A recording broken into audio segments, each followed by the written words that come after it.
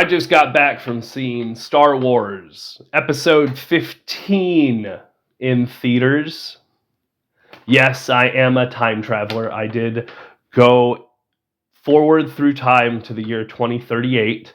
Yes, 14 years from now, to see the movie Star Wars Episode 15, The Trial of R2-D2. I'm just going to go ahead and get into it because hopefully, if I come back in time and make this video, that hot pile of garbage will never be made.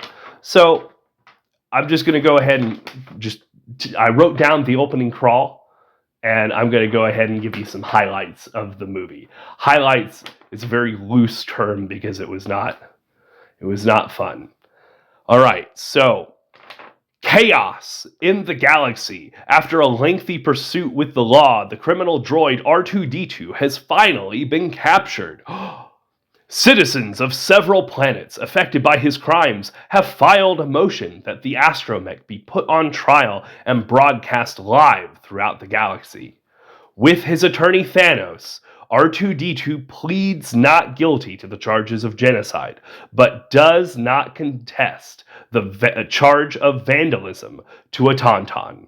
The trial is underway with Judge Jeff Goldblum residing.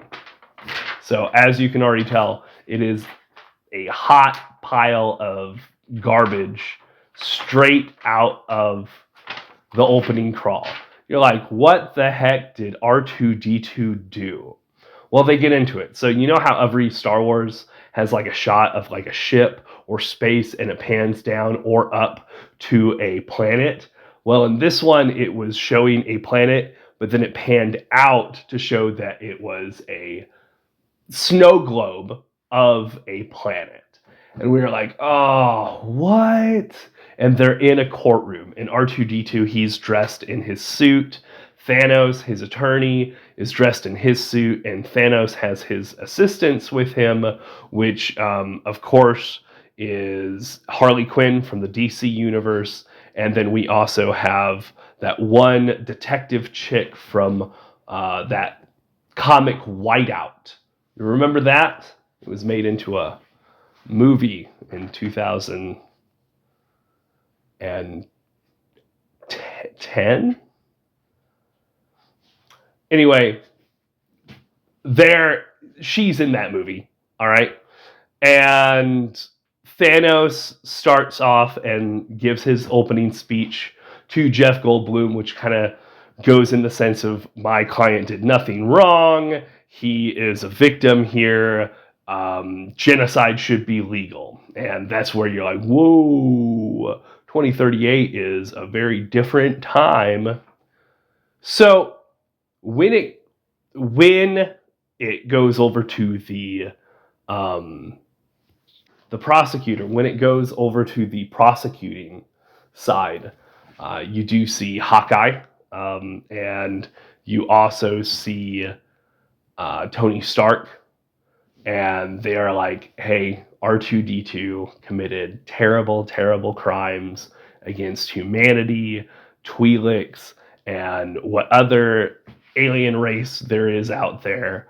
And then you see Darkseid in the little spectator stand, and he's like smiling because you know he had something to do with this.